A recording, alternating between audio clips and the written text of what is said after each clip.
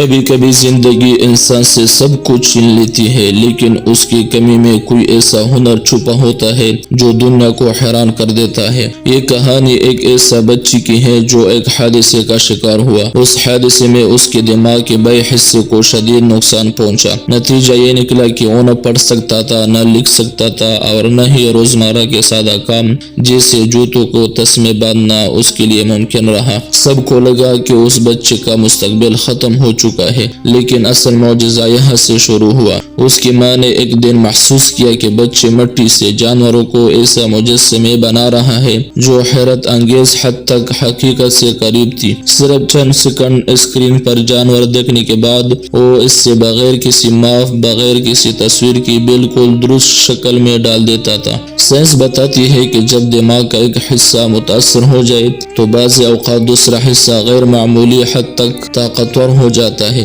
اس بچے کے ساتھ بھی یہی ہوا۔ چوٹ نے اس کے دماغ کے دائیں حصے کو زیادہ فعال بنا دیا، جس سے اس کی یادداشت، تخیل اور فنکارانہ صلاحیتیں عام انسانوں سے کہیں زیادہ ہو گئی۔ وقت کے ساتھ ساتھ اس نے سینکڑوں جانوروں کے مجسمے بنائے، ایسے مجسمے جو دیکھنے والوں کو سائنس روکنے پر مجبور کر دے۔ آج وہ بچہ دنیا بھر میں ایک عظیم اور نابغہ مجسمہ ساز کے طور پر جانا جاتا ہے۔ اس کہانی کا پیغام بہت گہرا ہے۔ ہم اکثر کسی کی کمزوری کو اس کی پہچان بنا دیتے ہیں، حالانکہ وہی کمزوری کسی دن اس کی سب سے بڑی طاقت بن سکتی ہے۔ زندگی کا کوئی حادثہ، کوئی ناکامی، کوئی کمی یا فیصلہ نہیں کرتی کہ آپ کیا بن سکتے ہیں۔ اصل فیصلہ آپ کا حوصلہ، آپ کا صبر اور آپ کی محنت کرتی ہے۔ یاد رکھیں، اللہ جب ایک راستہ بند کرتا ہے تو کہیں نہ کہیں ایک نیا دروازہ ضرور کھول دیتا ہے۔